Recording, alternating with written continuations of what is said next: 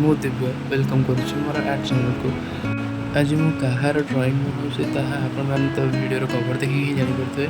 हाँ, आज साई पल्लवी मैम गोटे ब्लैक एंड व्हाइट स्केच बनाऊँगी जहाँकि आर्ट लाइन पेंसिल यूज करी टोटल सेडिंगटा कंप्लीट करी।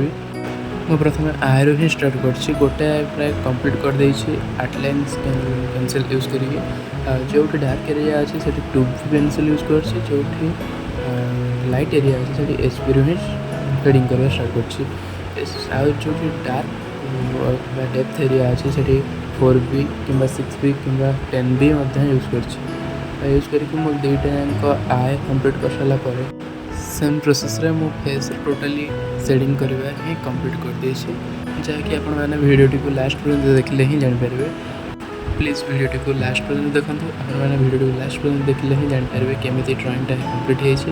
वीडियोटी को फुल देखि सारे प्लीज़ वीडियोटी को गोटे लाइक और सब्सक्राइब निहाती करके जिवे कारण आपन गोटे लाइक मते बहुत साहाय्य करिवो। वीडियोटी को फुल देखि सारे प्लीज़ वीडियोटी को गोटे लाइक और सब्सक्राइब निहाती करके जिवे कारण आपन गोटे लाइक मते बहुत साहाय्य करिवो।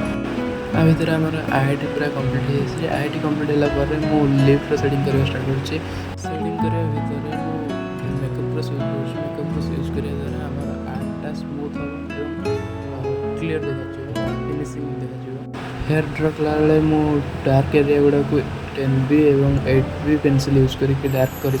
आ भितर ड्रॉइंग टी आमर कंप्लीट हो ड्रॉइंग टी सेफ्टी रखापी मु ड्रॉइंग लास्ट रे फिक्स्ड स्प्रे यूज कर जद्वारा आम ड्रॉइंग टी सेफ्टी रही।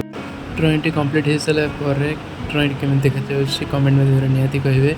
रही जय जगन्नाथ।